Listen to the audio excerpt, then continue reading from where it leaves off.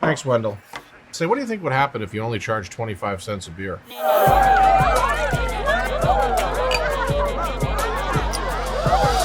I guess more people would want beer.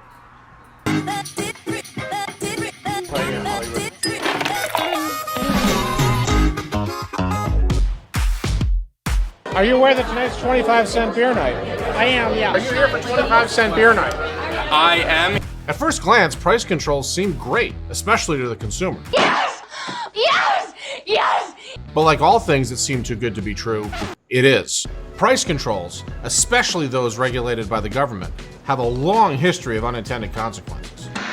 I am today ordering a freeze on all prices and wages throughout the United States. In addition, I call upon corporations to extend the wage. And now, politicians in Washington want to put price controls on our prescription drugs. If the government mandated price ceilings for all medications, there'd be a rush on pills. Supply would evaporate fast, and the pharmaceutical companies would have zero interest in producing more.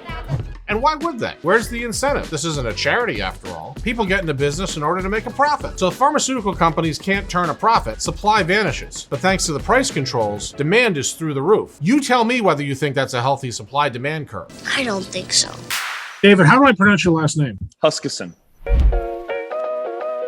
What would happen to the profitability of your beer company if you're only able to charge 25 cents a beer? I want to welcome everybody to 25-cent beer night.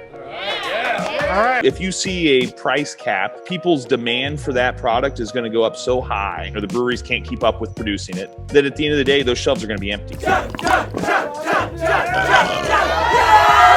So instead of having 100 different choices, now you have what's left on the shelf. It's going to be toilet paper all over again during the pandemic. If Congress did the equivalent of putting a 25-cent beer price on all of our prescription medicines, what do you think would happen to those prescription medicines? At the end of the day, what you're doing is you're killing innovation that, quite frankly, is the innovation that saves our lives. That little sucker just saved your life. But maybe you think the pharmaceutical companies are the bad guys. After all, they've made a killing for years. Maybe it's time they sacrificed a little. But what about those COVID vaccines? Are you enjoying those? Maybe you think they were developed a little fast, a little reckless. Wrong.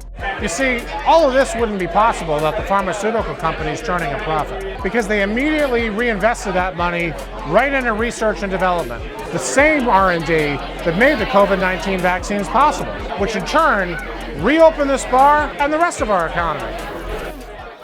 I want my beer. Look, and we run out of supply, that's the way it goes. I can have 25-cent beer forever. While supplies last, sir, that's what it was.